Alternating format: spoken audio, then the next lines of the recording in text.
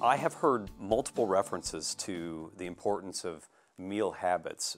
Peggy, what's the best way for parents to get their children into meal habits?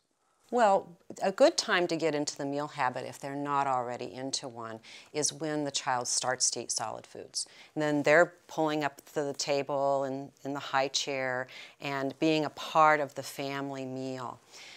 I am not very rigid about what should go on the table. I want to make this a smooth transition. So the thing to start with is just whatever your family is already eating, because they're eating something, even if it's not a meal per se.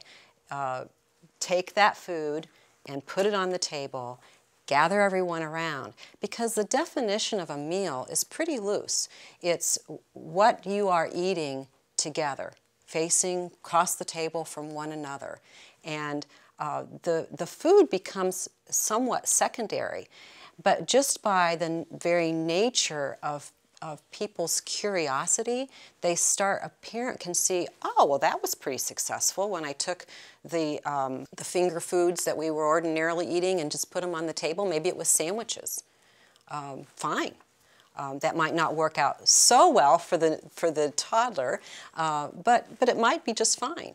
And so you put those foods in the middle of the table, and then that worked out well. Oh, well, what could I do for the next one? So you want to have a series of successes that then you become more curious yourself as the feeder, and you start to put more foods out there. It just works out beautifully. And it's much less prescriptive. If I were to say to them, well, you have to have a fruit, and you have to have a vegetable, and you have to have a grain, and it has to be a whole grain, by the way, then that becomes almost like insurmountable. That becomes a barrier to having the meal. So I usually just say to the parents, just do what you're doing now. Just eat it together. Just eat it at the table. And something you touched on earlier, and I think we tend to forget this, we get so caught up in the nutrients and how much and that sort of thing, is the pleasure of eating, and make it a sort of a stress-free environment, because you don't want to set the stage for food fights later down the road. So I think recognizing, you know what, they're going to make messes, they're going to lose interest and want to walk away. So you have to kind of approach it with, I don't know what word to use, but sort of a tolerant kind of eye. You know, Kevin, studies show that when people eat together, you're less likely to become obese for whatever reason. Maybe it's because it's fostering a better relationship in the family. Maybe they're happier because they're spending time together. If you're eating together, maybe you spent more time planning, selecting your foods, whatever the reason. Families that eat together are less likely to be obese. And, you know, there was a follow-up, I think, to that. They also showed that the diet quality was better. They could correlate it with how many meals the family ate together. So you eat better when you're with other people. I don't think this happens unless you plan for it. And I'm really big on this concept of meal planning and planning your week. We're very busy. People in society, we run, we travel, two working families, two working parents, and we're not spending enough time planning out our meals, and therefore we don't eat together. You know, we pick things up, or we feed the children early because Dad gets home late. We really need to stop this. We need to come up with multiple times a week in which we can sit together and share and eat together. And meal planning is a way to do it. In the long run, it saves you a ton of time. Meal planning is this. You sit down with your family on a particular day, Saturday, Sunday morning, whatever it may be, and you take a calendar and you put down what you're going to eat, breakfast, lunch, dinner, and snacks every day of the week. You then take that meal plan and you develop a shopping list. This prevents you from having to go to the store multiple times. I say, how many people get it at 5 o'clock standing at the kitchen and go, what are we going to have for dinner? And then you decide what you're going to have, and you might even start making it and then discover you don't even have the right ingredients to make that. It prevents all that. You have the food, you're not running back and forth to the store. If you're going to have chicken tonight, maybe I'd marinate the chicken in the morning before I left for work. So I'm not rushing at the last minute, and even that meal preparation in the evening can be more enjoyable. So by the time you sit down at the table, you just weren't rushed and hurried about the whole process. So that's meal planning. You take healthy snacks then with you. You've had time to think if you know you're going to have to eat out on a particular day. You've had time to think about where you're going to eat out and what might be the healthiest place. That kind of concept. Maybe you'd pack a picnic lunch because you knew that you were going to be out and about, and you could still all eat together. It might be on the lawn at the soccer field, but you've chosen healthy foods and brought it with you because you've thought ahead. So what you're really saying is prioritizing that part of your family life, because it is so important. Eating family meals has been connected with just a vast array of benefits to children, from decreased drug use, better grades in school. And I know we don't often think of that with our sweet little baby, but they're going to grow, and they're going to grow within your family. And when your family is sitting around the meal, I think when you're sitting around together, it's just multifactorial. There are many things that are helpful about that. The family connectedness, a sense of belonging, a sense of security that there's always going to be food. I don't have to eat too much now because I know that there's another meal coming, or I know that there's a snack coming. That's really very secure and loving and supportive by that very act of putting food on the table on a regular basis. And even the planning, that could be something where you can have involvement with the kids. And even before the planning, going to the grocery store. I saw I think it was a study saying that we should be viewing the grocery store as a learning lab, because again, the kids will be modeling your behavior when you're selecting healthy foods, and you can be teaching them about nutrition and foods when you're in the grocery store. Meal planning allows you to save money as well, because you can, by looking at what I'm having today, I may make extra chicken or whatever that I can add into tomorrow's meal. Allie doesn't like breakfast foods. That's our youngest child.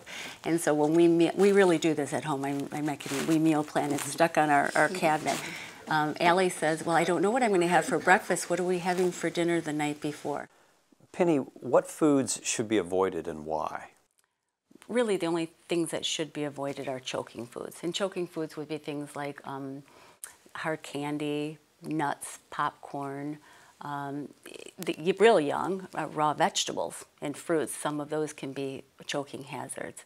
Hot dogs too are a little bit tricky. Hot dogs I don't consider food for the most part, so I don't put those into my there's some healthy ones conversation. too these They do days. become food for many families, and I think the important thing is just to split them lengthwise, and so that they're small pieces. They're nice. They become then nice little finger foods. Although, again, it's not something that you necessarily would want to have often, but some families do use them and enjoy them, and that's okay as part of a mixed variety of food that's in their diets.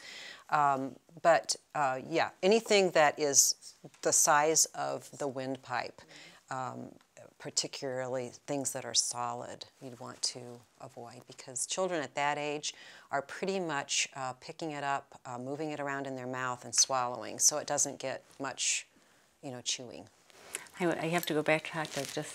You don't have to put this in. I just think this is interesting. I was looking for some new posters and what have you to use for our nutrition class, and on the protein poster is a hot dog, and I think, really? I know there are perhaps some healthy hot dogs out there, I suppose. I don't know. These all seem like they're full of nitrates, but to me that just, I couldn't believe that they were putting on an educational poster, and this was for people to use for school sites and such.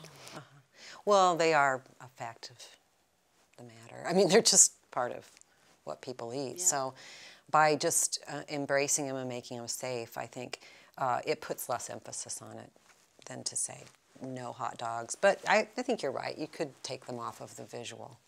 Why do kids like hot dogs anyway? Really, I mean, if another parent comes in and says, I can only get my kids to eat chicken nuggets and hot dogs, I'm going to lose my mind. Well, it's a textural thing, really. I think at a very young age, you think about those two foods, and they are soft. They may be soft solid, but they're pretty soft. And so I think if you just sort of downplay that and say, well, meats will come with time. You don't have to have meat to have a complete meal. There are other protein sources. Kids do really well with beans, and a lot of families really forget about legumes as a protein source. So, you know, and what could be easier? I mean, you can certainly cook beans. It's more economical to cook them from dry, but, you know, a can of beans is really inexpensive.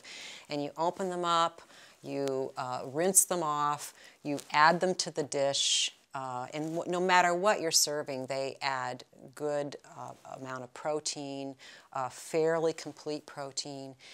So I think we need to expand what we think about and make it child-friendly by saying, you know, meats will come later. If you're a meat-eating family, don't worry about it. The more emphasis you put on it, the less likely that the child's going to eat them. And remember, it takes about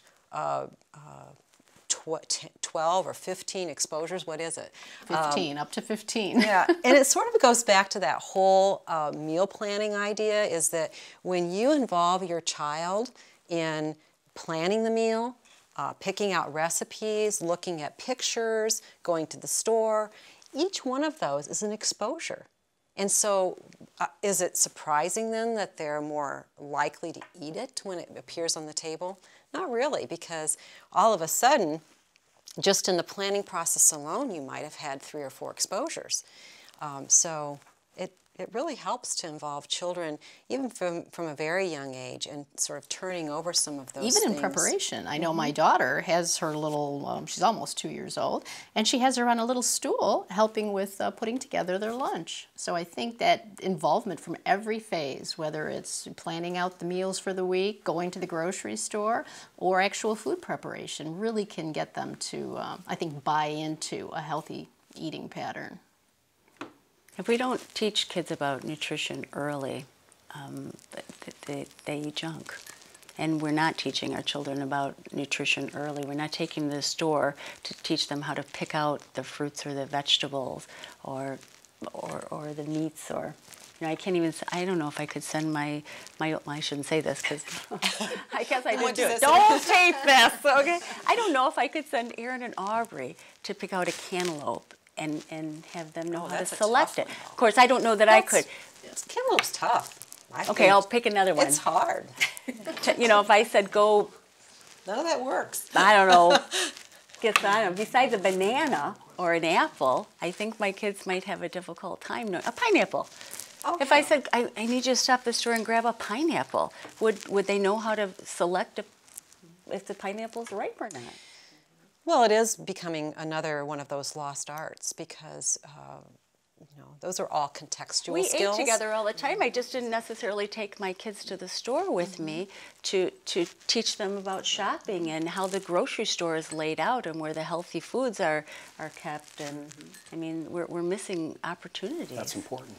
Yeah, and you know, my mom didn't have us cook. You know, in the kitchen, she called us to dinner when dinner was ready, and she made beautiful. We ate together all the time. That was you know, a given. But she didn't have us in the kitchen helping her, and then so you leave and you go out on your own and you kind of struggle. I don't even know how to make a beef stew, or you know.